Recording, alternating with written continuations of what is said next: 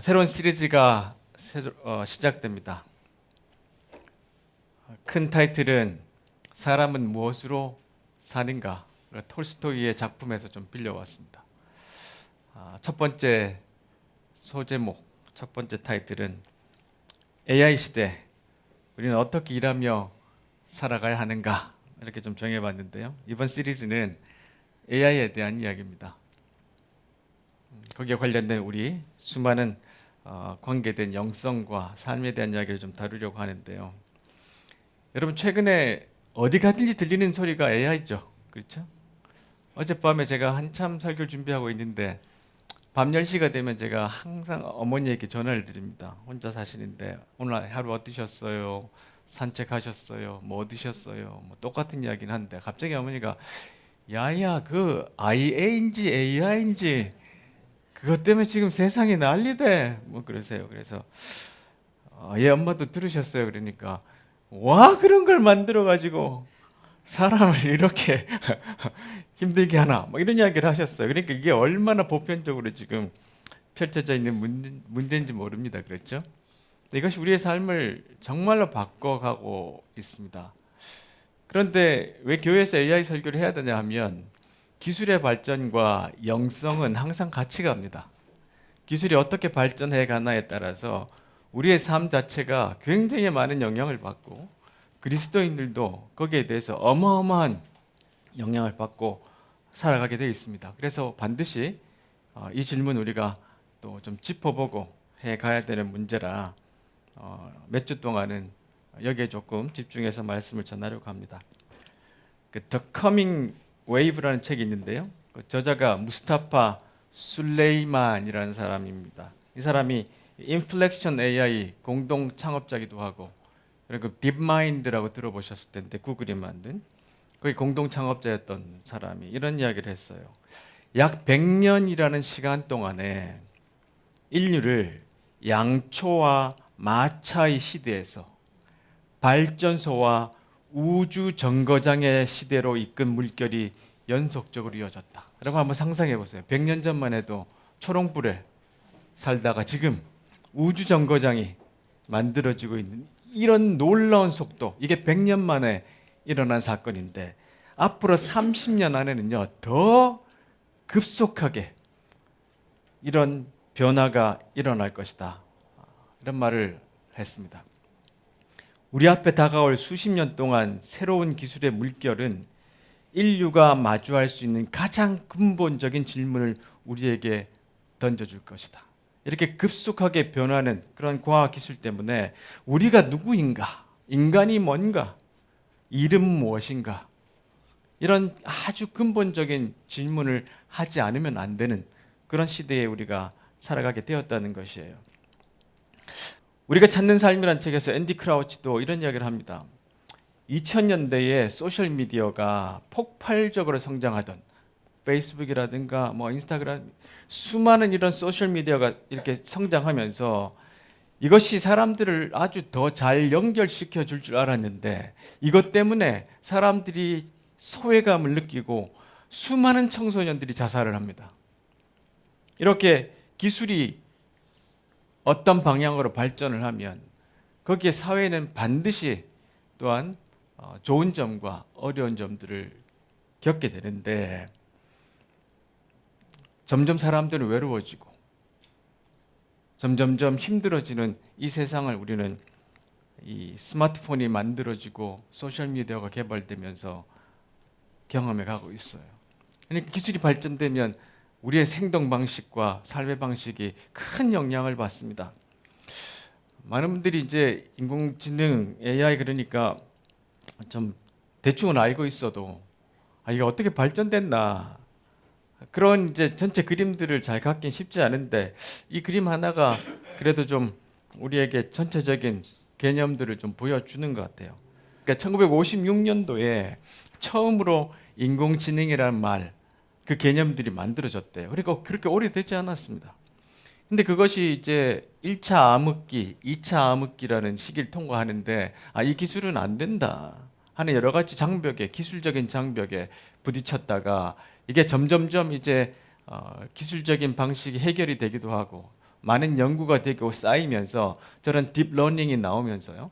이렇게 기술이 발전되고 발달되게 되었어요.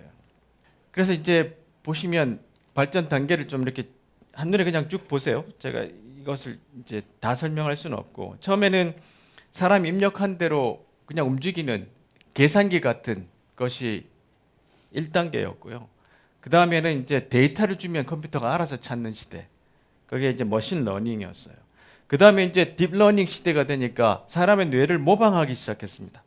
그래서 신경망을 흉내내고요. 요즘 이제 한참 이런 딥러닝이 쌓여져 가지고 네 번째 단계로 왔는데, 이게 뭐냐면 이제 LLM, 이게 뭐냐, Large Language 모델이라고 해서 큰 데이터를 가지고 이제 사람들이 어떤 컨텐츠를 집어넣으면 그것을 자기가 스스로 생각해내 가지고 답을 만들어주는 그런 형태로 지금 진화를 했습니다. 그런데 지금 가장 무서운 단계가 눈앞에 있습니다. 그게 뭐냐면 AGI나 ASI라고 그러는데, 저게 뭐냐면 인간보다 훨씬 더 뛰어난 지능을 가진 그런 AI가 나오는데, 그게 이제 S가 슈퍼내추럴, 그러니까 초인간, 인간보다 훨씬 더 뛰어난 능력을 가진 기계가 곧 탄생이 될 텐데, 이때가 큰 변곡점에 인류가 처할 텐데, 이것이 몇 년 남지 않았다고 이야기합니다. 여러분 혹시 이 장면 기억하시는 분들 계시죠? 이게 아마 AI의 아주 획기적인 사건이라, 이게 언제냐 하면 지금부터 딱 10년 전입니다.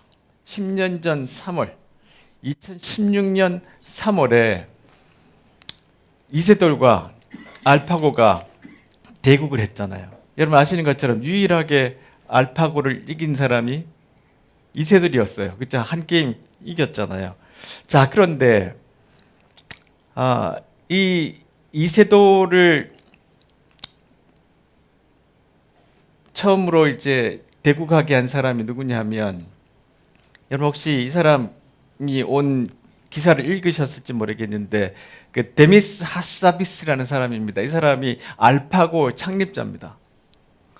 근데 이 사람이 10년 만에 한국을 왔어요.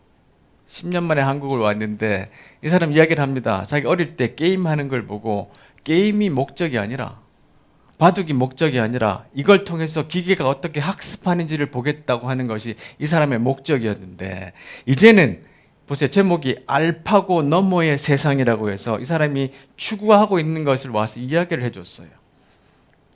이 사람이 추구하고 있는 것이 뭐냐 하면, 첫 번째는 모든 결핍과 한계에서 해결되는 것.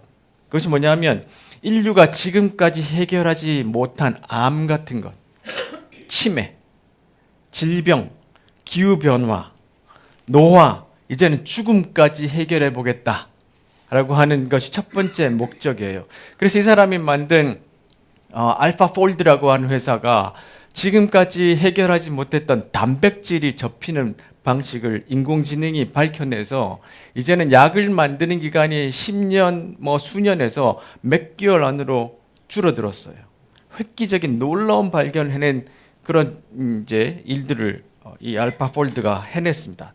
두 번째 주목할 것이 있는데, 그게 뭐냐면 노동으로부터의 완전한 해방입니다. 인간은 더 이상 생계를 위해 땀 흘려 일할 필요가 없고, 좋겠죠? 일 안 해도 돼. 땀 안 흘려도 돼. 모든 생산과 노동은 AI와 로봇이 대신하는 세상을 꿈꿉니다. 이게 두 번째 목적이에요. 자, 첫 번째 목적은 참 좋을 것 같은데 과연 두 번째가 좋을까, 이런 의문이 좀 들긴 합니다. 왜냐하면 모든 AI의 궁극적인 목표가 인간을 대체하는 기술을 만들어내는 겁니다. 자, 인간을 대체하고 나면 이제 인간은 더 이상 할 일들이 없어지잖아요. 그때 과연 우리는 어떤 문제를 맞닥뜨리게 될 것인가? 자, 2016년에 이 이세돌이 알파고에 3차례 연속 패한 이후에 그가 느낀 것이 슬픔이나 화가 아니라 놀라움을 느꼈대요. 바둑을 통달하는 데 평생을 바친 그는 자신이 초현대적인 적수인 AI에게 패배할 수 있다고 상상해 본 적이 없었다. 하지만 한 대국전에 알파고가 37번째 수에서 정석에서 완전히 벗어난 참신한 수를 두는 모습을 보고 기계가 기초적인 수행 능력뿐만 아니라 창의력까지 발휘할 수 있게 됐음을 깨달았다. 이렇게 이제 새로운 질서라는 책에서 언급하고 있습니다. 그러니까 창의력을 가진 이 무시무시한 초지능이 만들어지면 앞에서 말씀드렸던 것처럼 이 두 가지가 해결이 되는 시기가 올 텐데 과연 그러면 우리는 어떻게 살아야 할까? 과연 우리는 이 사회에서 제대로 살 수 있을까? 자, 이런 위험들이 우리 속에 많이 있는데요. 이걸 잘 설명한 이야기가 AI 쇼크에 다가올 미래라는 책에서 이런 이야기를 합니다. 자, 상상을 해보자. 어떤 외계인이 우리 지구에 왔어요. 근데 얘가 굉장히 어려워요. 자, 그런데 이 외계인은 지구의 가치관에 전혀 후속받지 않는데 어마어마한 능력을 갖고 있어서 파괴도 할 수 있어요. 자, 그런데 지금은 아주 어려서 어떻게 성장할지 모르는 거예요. 얘를 잘 키워서 인류에 도움이 되게 할지, 지구를 파괴하는 인물이 되게 할지, 그건 우리에게 달려있다. 지금 우리는 굉장히 조심하게 준비를 해야 된다. 이런 이야기를 전하고 있습니다. 우리는 이런 시대에 살고 있어요. 이게 얼마나 심각했던지 교황께서도 얼마 전에 가톨릭에서 나오는 가장 큰 회칙을 135년 만에 발표를 하셨어요. 보통은 이 교칙을 발표할 때는 추기경에 나옵니다. 근데 직접 나오셨어요. 직접 나와서 뭘 발표했냐면 고귀한 인류라는 선언을 하셨어요. 그 이유가 뭐냐면 지금 이 AI가 너무 위험하다. 그래서 우리 인류의 고귀한 가치를 보존해야 되고 우리는 이것이 가져올 파괴적인 결과를 막을 수 있도록 협력해야 된다. 이것을 호소하기 위해서 직접 나와서 이것을 발표를 했어요. 자, 이렇게 AI는 우리가 기대하는 것도 있지만 또한 두려워하는 점을 모두 다 갖고 있습니다. 오늘 이야기 좀 축소를 해서 이 AI가 갖고 올 우리 삶의 변화 가운데 일에 대해서 이야기를 좀 해보려고 해요. 첫 번째, 많은 일들이 대체되고 소멸될 거라는 겁니다. 오늘 창세기에 보시면 하나님께서 이 전 세계 우주를 다 만드시고 난 다음에 사람을 창조하셨어요. 그리고 하나님 대신 일을 우리에게 맡기셨어요. 모든 만물을 잘 돌보게 하자. 그래서 사람에게 일을 주셨는데 그 수많은 일들이 인류가 발전하면서 아주 다양하게 여러 가지 일들로 진화도 하고 발전도 했죠. 그래서 우리가 지금 얼마나 다양한 직업들을 갖고 있습니까? 그런데 이 일자리가 점점점 대체되고 소멸되고 있는 과정들을 우리가 보고 있습니다. 박태웅 의장이라고 한국에서 지금 아마 AI 협력 국가위원회에서 일을 하고 있는 분인데 이분이 여러 강의도 많이 하고 책도 많이 쓰셨는데 이분이 이런 얘기를 합니다. 저도 일자리는 앞으로 지속적으로 줄어들 수밖에 없다고 생각합니다. 왜냐하면 AI는 그것을 위해 만들어졌기 때문입니다. 아까 보셨죠? AI의 목적이 우리 인간의 모든 노동을 대체하는 것이라고. 세탁기가 빨래하는 수고를 줄이기 위해 식기세척기가 설거지하는 수고를 위해 줄이기 위해서 만들어졌다면 AI는 일을 줄이기 위해 자동화하기 위해 만들어진 것입니다. 그러니 AI가 도입된 뒤에도 일이 하나도 줄어들지 않는다면 그건 AI를 잘못 만든 게 됩니다. 일자리가 줄어드는 건 예정된 수순이라고 말하고 있습니다. 그래서 지금 미국에서는 아주 명문 대학을 나와도 직장 잡기가 너무너무 힘들어졌습니다. 그건 한국도 마찬가지고. 그래서 최근에 라니 챙이라고 유명한 미국의 코미디언이 있습니다. 중국계인데 이 사람이 하버드 졸업식에 가서 디스트로이 AI라고 하니까 그 학생들이 놀랍게 환호하고 박수를 쳤어요. AI 무너뜨리자. 근데 이 사람의 내용이 참 좋습니다. 이 사람이 한 그 연설의 내용들을 나중에 이제 기사를 찾아보시면 이 AI라는 것 때문에 우리가 얼마나 그 어려움을 겪고 있는지에 대한 이야기를 잘 설명하고 우리는 어떻게 살아가야 되는지 그런 측면에서 이야기를 하고 있는데요. 요즘 미국에서 졸업식에 연설 하기 위해서 초대되는 사람들에게 금기어가 AI랍니다. 그 대학생들이 AI의 말만 나오면 우우 하고 연설 중에 막 이런 반응을 해요. 그만큼 지금 위협을 받고 있다는 것이죠. 일은 이렇게 줄어들고 소멸하고 대체가 됩니다. 두 번째로는 일에 대한 개념이 달라지고 있습니다. 자, 하나님께서 태초에 사람들을 만들고 난 다음에 일을 주셨는데요. 성경에서는요, 일은 굉장히 좋은 것으로 이야기하고 있습니다. 그리스 신화나 아니면 여러 다른 고대 신화에 보면 일은 저주라고 이야기를 합니다. 그런데 성경은 일은 축복이라고 이야기해요. 하나님께서 이렇게 사람들을 만들고 창조하시고 난 다음에 하나님 일을 대신할 수 있도록 일을 맡겨주셨는데 사람이 하나님의 말씀에 순종하지 않게 되니까 일하는 방식이 달라졌어요. 에덴 동산에서 일이 없었던 게 아닙니다. 거기서도 하나님의 일들을 잘 맡아서 하고 있던 아담과 하와가 죄를 짓고 난 다음에는 그 일의 방식이 바뀌어지고 일이 힘들어졌어요. 이 땅이 엉겅퀴를 내고요. 너무 고통스러운 방식으로 바뀌게 됐다는 이야기를 말씀에서 전하고 있습니다.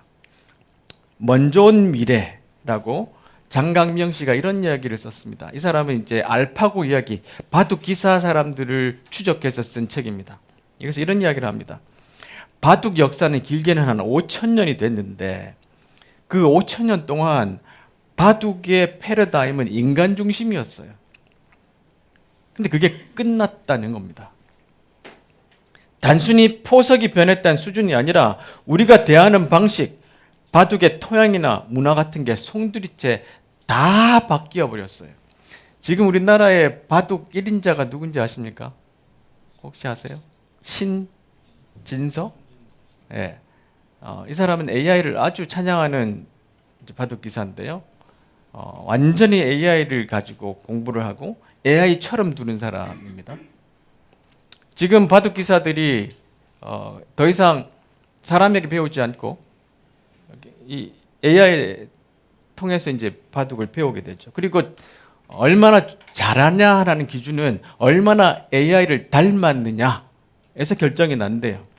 근데 그동안 이 바둑에서 갖고 왔던 모든 방식이 이 AI를 통해서 완전히 달라져 버린 세상을 살게 돼 있다는 것이죠. 자, 그리고 이 포식자들의 시간이라는 책에서도 보면 AI는 단순히 권력의 기폭제이기만 한 것이 아니라 인간이 지금까지 만들어낸 어떤 기계와는 다른 새로운 형태의 권력이라고 말하고 있습니다. 자동화는 수단에 관한 것이지만 AI는 목적에 관여한다. 이게 중요한 말입니다.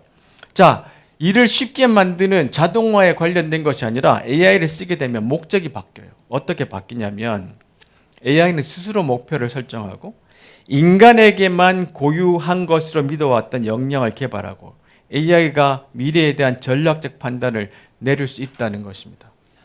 자, 이렇게 AI가 우리에게 주는 방식이, 삶의 방식이 완전히 달라지고 일의 방식도 달라지고 있다는 걸 여러분에게 말씀드리는데 이 책은 우리에게 엄청난 충격을 또 주고 있습니다. AI, 신의 탄생, 인간의 종말. 책 제목이 이렇습니다. 근데 영어로 보면 If anyone builds it, everyone dies. 누가 초지능을 만들면 모두 다 죽는다. 이런 제목으로 쓴 책인데요. 거기도 보면 보세요. 초인적 사고 능력을 가진 초고속의 정신들. 인간보다 1만 배 빠른 속도로 사고하며 늙지도 죽지도 않고 가장 성공적인 개체를 복제할 수 있으며 수십억 번의 시행착오 끝에 인간과는 전혀 다른 사고 체계를 정제해낸 존재들. 그들은 지치지 않고 작동하고 더 적은 데이터로 더 정확하게 일반화하며 그 모든 지능을 자신을 분석하고 이해하고 개선하는 데 쏟을 수 있다. 이런 정신은 우리의 능력을 압도할 것이다. 그러니까 그동안 우리가 해왔던 실수, 실패, 그걸 통해서 배우고 성장하고 자라서 다음 단계로 올라가는 이 모든 과정들이 다 없어지고 더 이상은 새로운 젊은 사람을 뽑지 않고 그것을 모두 기계로 대체해내는 이런 시간들이 오니까 우리의 일하는 방식이 달라지는 것입니다. 자, 그리고 2030년대에 뭐가 오냐면요. 특이점이 시작되는데요. 특이점은 뭐냐면 이제 마침내 그 한계를 뛰어넘는 시간을 특이점이라고 그럽니다. 자율성장형 AI와 나노 기술이 결합되면요. 우리의 뇌와 결합이 된답니다. 그러면 이제 초지능 5세대로 넘어가는 시간이 되면 우리의 생존 자체가 위험에 처할 수 있는 시간이 될 수 있다고 경고를 하고 있습니다. 자, 이렇게 세상이 점점점 바뀌고 일의 방식도 바뀌었어요. 자, 그래서 사람들이 생각하고 있는 것은 조금 전에 질문 드렸을 때 우리 일 안 하면 좋겠지요 할 때 이영석 감독님이 아멘 했잖아요.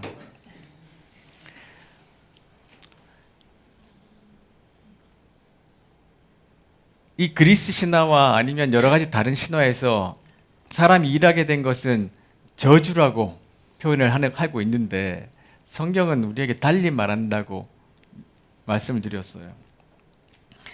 팀 켈러 목사님이 이런 이야기를 합니다. 창조주께서 낙원, 그 에덴 동산에 일을 두셨다는 것은 노동을 필요악이나 심지어 징계쯤으로 여기는 이들에게 기겁할 만큼 놀라운 진리다. 하나님이 그 완벽한 에덴 동산에서도 왜 사람에게 일을 줬을까? 이를 아담의 타락 이후에 인류 역사에 끼어든 상황과 저주의 결과로 보아서는 안 된다. 노동은 하나님의 정원에 존재했던 축복의 일부다. 일은 음식, 아름다움, 쉼, 우정, 기도, 섹스와 마찬가지로 인간의 기본적인 욕구에 해당한다. 영혼을 고치는 약이 아니라 영혼을 공급하는 밥이다.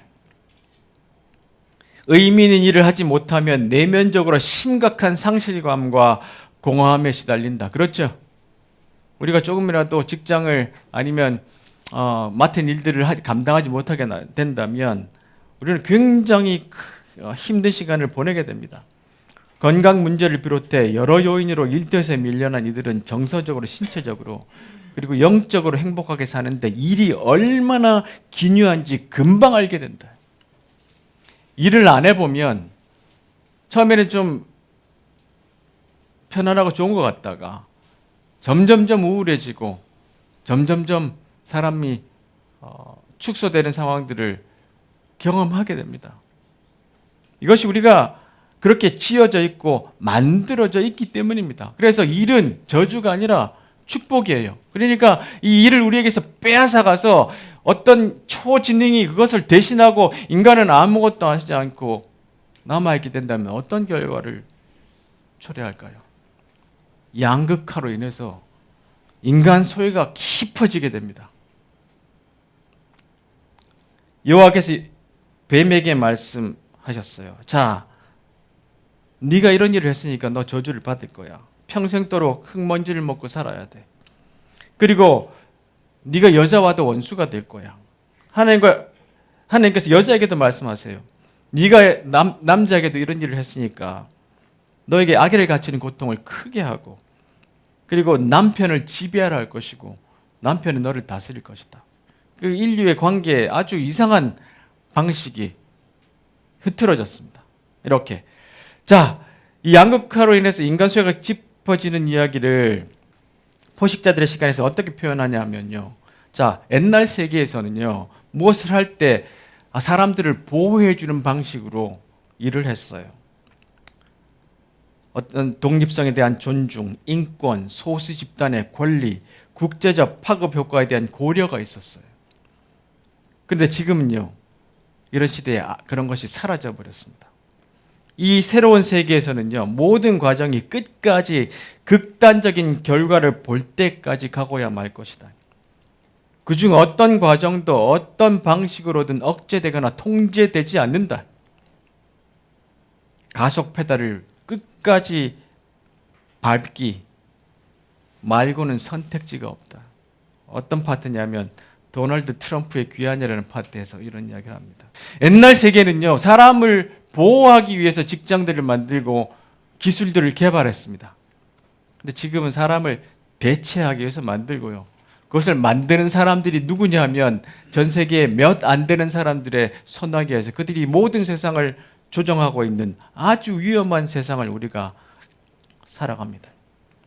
자, 문제는 이런 초월적인 힘을 사용하면 우리가 온전히 인격으로 남을 수 없다는 거예요. 마음, 영혼, 정신, 힘의 복합체로 이 인격은 이 초월적인 힘과 양립하기 어렵다는 이야기를 합니다. 이런 AI가 점점 커질수록 우리를 기쁘게 하는 동시에 그만큼 우리는 축소되는 과정을 거치게 됩니다. 양극화라 어떤 사람은 AI를 잘 사용해서 점점 부자가 돼요. 가만히 있어도 부자가 되고요. 어떤 사람들은 점점 더 구석으로 내몰립니다. 그러면 어떤 결과가 나올까요? 전 세계에 한 1% 정도 되는 사람들이 모든 부를 다 가져가고 난 다음에 나머지는 직장도 대체되고 일도 없어지면 무슨 일이 벌어질까요? 지금 나오는 두 가지 옵션이 있습니다. 하나는 돈을 좀 나눠주자. 사람들이 먹고 살 정도만 돈을 그냥 주자. 일하지 않아도. 사람들이 그걸 받고 일 안 하고 살 수 있으면 기쁨이 있을 것 같을까요? 거기서 오는 심각한 문제가 뭐냐면 존재론적 위기가 찾아옵니다. 나는 무엇인가? 지금 미국의 18세부터 25세 남성들이요, 한 번도 여자에게 데이트하자고 신청 안 해본 아이들이 절반이 훨씬 넘는답니다. 왜냐하면 내가 그 아가씨에게 데이트를 신청했다가 NO 그러면 상처받잖아요. 왜 내가 굳이 컴퓨터 안에서 여자애를 창조할 수 있는데 굳이 걔한테 가서 데이트하자고 이야기할 수고와 노력을 들여서 거절감을 어떻게 나는 감당해? 그래서 여자애들한테 데이트 신청을 안 한답니다. 그래서 이 이야기를 하고 있는 스캇 갤러웨이라는 뉴욕 대학교 교수는 이런 이야기를 합니다. 우리는 멸종으로 가고 있다. 근데 그 말이 심각하게 들려요. 사실이에요. 점점 더 많은 아이들이 일을 하지 않고 지하실, 부모님의 집 지하실에서 코인에 투자해서 그것으로 먹고 살려고 한다. 일하지 않으려고 그래요. 그런 세상이 우리에게 지금 오고 있습니다. 그래서 우리는 존재론적인 위기가 우리에게 찾아오고 있는데요. 오늘도 그 창세기에 보시면 이런 말씀이 있잖아요. 사람들이 처음에는 하나님의 피조물로서 기쁨 속에 살다가 죄를 지으니까 선악과를 따먹고 난 다음에 눈이 모두 밝아졌어요. 자기들이 밝아보고 있다는 것을 그냥 그걸로 깨닫게 되었는데 이것이 이제 자기의 존재론적으로 부끄럽다라는 생각이 그들에게 처음으로 들어왔습니다. 사람의 마지막 직업 이란 책에서 AI 이후에 사람은 어떤 직업을 갖게 될까? 여러분 관심이 많으시죠? 어떤 직업들이 남게 될까? 거기서 이런 이야기를 합니다. AI가 사람의 일을 빼앗는 것이 아니라 사람다움을 빼앗고 있다. AI와 M만이 위협이 아니라 효율, 지표, 표준화, 속도, 비용 절감이라는 산업 논리가 연결 노동을 말려 죽인다. 그러니까 AI를 사용해서 사람들이 심지어는요, 이 마우스를 돌리는 시간까지 다 보고 있대요. 그래서 마우스가 한 15분 정도 안 돌아가면 경고가 딱 올라옵니다. 지금 뭐 하나?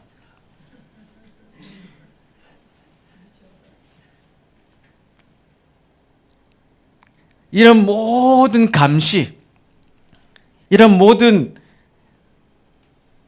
효율화, 이런 것들이 AI로 가능하기 때문에 사람들은 점점점 더 숨이 막혀 죽을 것 같은 세상을 살 수밖에 없는 거예요. 그래서 사람들이 AI가 발전되면 발전될수록 사람들이 점점점 더 우울증과 공황과 이런 어려움들에 자연히 시달리게 됩니다. 그래서 사람의 마지막 직업에서 이분이 제안하는 것은 뭐냐 하면, 마지막까지 있는 직업이 뭐냐 하면 연결노동이라고 그럽니다. 연결노동. 이렇게 어려움 당하는 사람들을 찾아가서 그들의 감정을 돌봐줄 수 있는 사람들의 직업들은 살아남는다는 거예요. 먼저 온 미래 이 책에서 바둑에 대한 이야기 이렇게 합니다. 자, 옛날에는 바둑 기사마다 각자의 기풍이 있었대요. 조훈현, 그러면 이 사람은 어떤 식으로 바둑을 준다. 이창호, 이러면 이 사람의 바둑 스타일은 이렇다. 이걸 이제 류, 이렇게 표현했는데 아마 일본 말인 것 같아요. 기풍. 자, 그래서 각자의 성격과 추구하는 바가 나타나는데요. 지금은 아무도 기풍이나 류가 없어졌대요. 아주 기계적으로, 산술적으로 AI가 두는 것처럼 얼마나 AI와 닮았느냐, 그게 판단의 조건이 되어버렸다는 겁니다. 거장들의 바둑 대결은 이러한 세계관과 가치관의 충돌처럼 다가온다.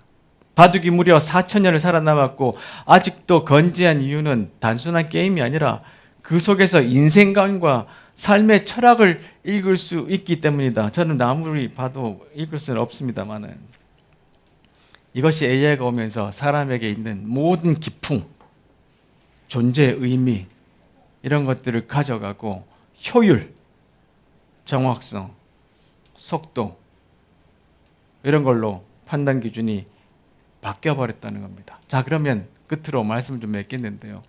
우리는 이 시대에 그러면 이를 보고 어떻게 살아가야 되냐, 당장 10년 후에 어떻게 되겠다라는 그런 우려와 염려도 있지만, 당장 내일 우리는 이를 향해서 어떻게 살아가야 되냐, 우리는 어떤 태도로 우리가 가진 일들을 돌봐야 되냐, 그 해답을 제가 칼릴 지브란이 쓴 예언자라는 책에서 좀 발견했습니다. 거기서 이런 이야기를 합니다. 그대들은 언제나 일이란 재앙이요, 노동이야말로 불운이라는 말을 들어왔다. 그러나 내 말하노라, 일하고 있을 때 그대들은 대지의 가장 깊은 꿈의 한 조각을 채우는 것이라고. 오직 그대들에게만 맡겨진 꿈을, 또 스스로 노동함으로써만 그대들 진실로 삶을 사랑할 수 있으며, 또 노동을 통해 삶을 살아가는 길만이 삶의 가장 깊은 비밀을 알게 되는 일이라고.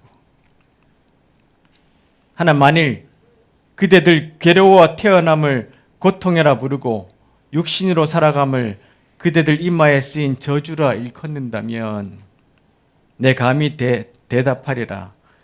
그대들 이마에 흐르는 땀만이 그 저주를 씻어줄 것이라고. 노동이란 보이게 된 사랑. 그대들 만일 사랑으로 일할 수 없고 다만 혐오로서 일할 수밖에 없다면 차라리 그대들이 일을 버리고 신전 앞에 앉아 기쁨으로 일하는 이들에게 구걸이나 하는 게 나으리라.